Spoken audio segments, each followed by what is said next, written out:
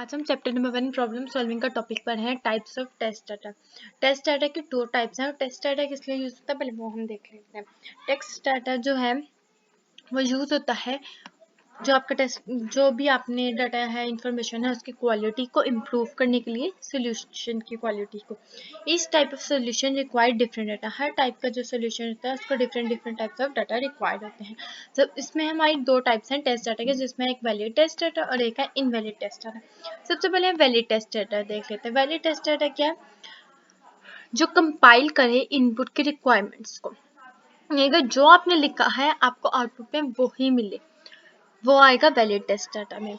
It is the test data that compile with the input requirements of the algorithm. If an algorithm is supposed to take numeric value between 1 to 10 as an input, क्या है अगर कोई भी algorithm है वो numeric value ले ले between 1 to 100 और इनपुट में, तो आपको आंसर भी है वो भी 1 to 100 वैलिड आंसर मिल रहा है। उसको ज़्यादा वैल्यू नहीं मिल रही ना इससे कम वैल्यू मिल रही है, आपको सही इंफॉर्मेशन मिल रही है, सही वैलिड डाटा मिल रहा है, तो ये आएगा वैलिड टेस्ट डाटा में। लेकिन आपको 100 से ज़्यादा की मिल रहा है रिजल्ट में सोल्यूशन में, तो आप क्या आएगा ये इनवैलिड डाटा में, जहाँ पे आपका रिजल्ट जो है सोल्यूशन का वो इनकरेक्ट होगा।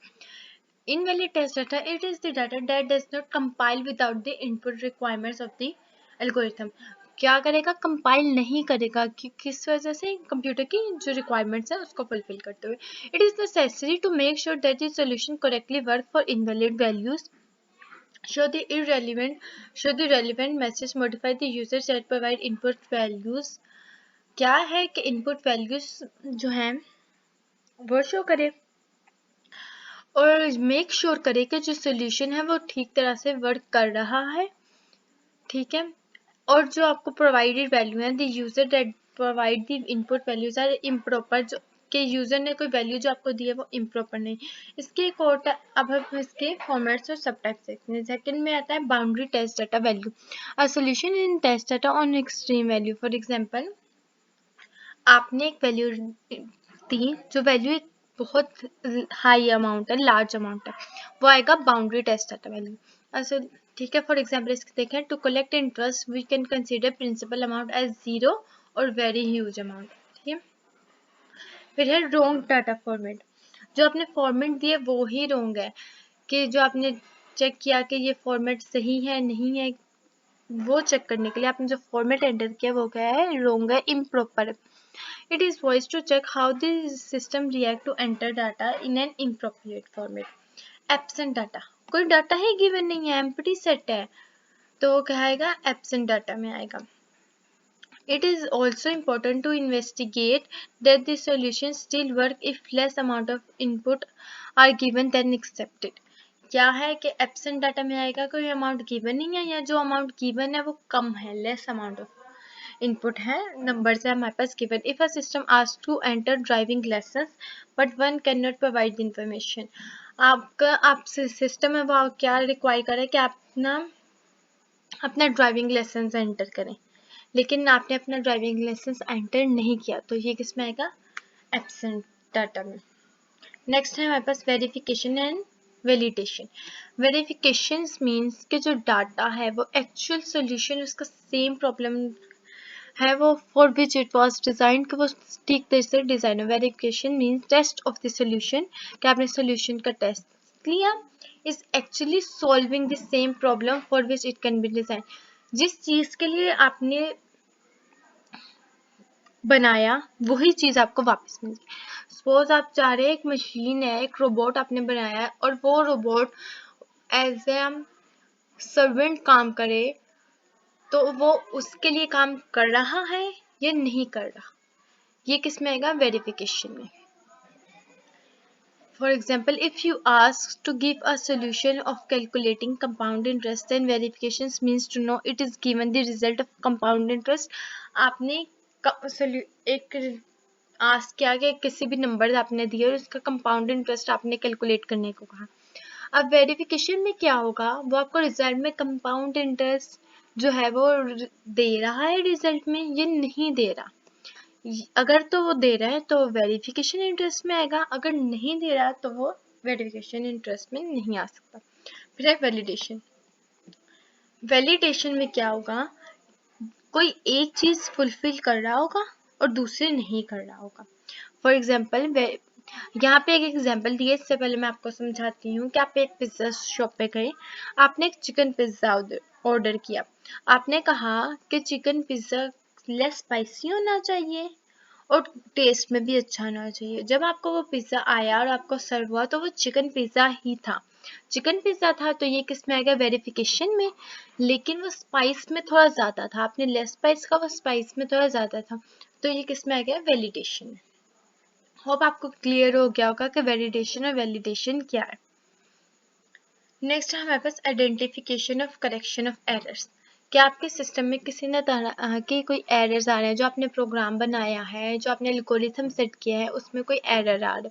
If an algorithm is fail during verification, अगर आपका एल्गोरिथम फेल हो गया है वेरिफिकेशन में, वेरिफिकेशन हमने क्या पढ़ा कि आपके जो नीड है उसको फुलफिल नहीं कर रहा, आपने जो भी रिजल्ट है कुछ बनाया, उसका रिजल्ट जो है वो आपकी नीड को फुलफिल नहीं कर रहा, तो वो वैलिडेशन में आएगा, ठीक है। और अगर वो फुलफिल कर रहा है तो वेरिफिकेशन में आएगा।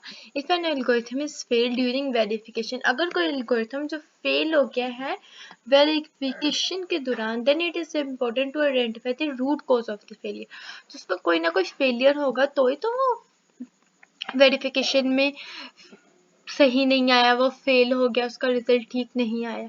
तो उस फेलियर को करेक्ट करने के लिए हम क्या यूज करेंगे, हम एरर चेक करेंगे और उसको करेक्ट करने की कोशिश करेंगे, बल्कि करेक्ट करेंगे।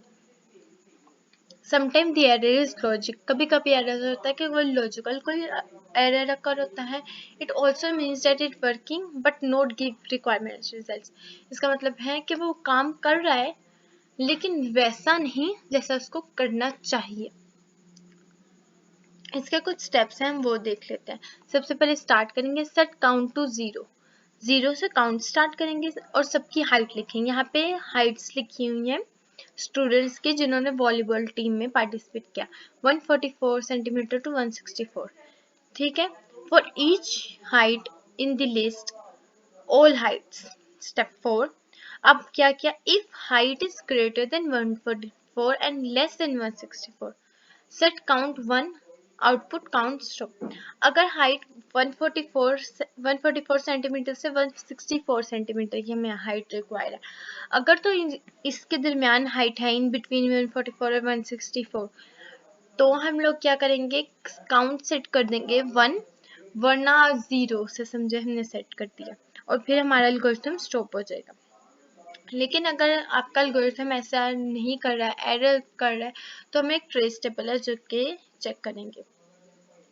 ट्रेस टेबल क्या होता है, ट्रेस टेबल एल्गोरिथम को टेस्ट करने के लिए एक टेक्निक है। हमने एल्गोरिथम को जब वेरीफाई कर लिया, हमने उसको पहले ना टेस्ट करना चाहिए था, हमने टेस्ट, तो ट्रेस टेबल है उस एल्गोरिथम को टेस्ट करने के लिए यूज होता है। Trace table is a technique used to test algorithm in order to make sure no logical error while algorithm is processed। के इसमें क्या है, ट्रेस टेबल यूज होता है एल्गोरिथम को टेस्ट करने के लिए कि इसमें किसी तरह का कोई लॉजिकल एरर तो नहीं, इसमें मल्टीपल रोज होती है, मल्टीपल कॉलम्स होते हैं, और हर एक चीज को, हर एक पॉइंट को अलग अलग सेपरेट करके लिखा जाता है ताकि हमें एक्चुअली वेरीफाई कर सकें कि प्रॉब्लम कहाँ पर। यहाँ पे जो हमने हाइट का लिखा था उसका ट्रेस टेबल देखें, ऑल हाइट्स लिखी 154 से 143 यहाँ पे आ रही थी, तो 154 से 143 हमने सेट काउंट 0 था, वहां से स्टार्ट की और 154 से 143 तक सारी हाइट्स लिख दी स्टेप बाय स्टेप करके, 1 में ये आ रही है, 2 में ये, 3 में ये, ठीक है। हमने स्टेप बाय स्टेप करके सारी हाइट लिख दी और उनके काउंट्स भी लिख दिए कि 1 की कितनी हाइट है, 2 की कितनी हाइट है और 3 की कितनी हाइट है।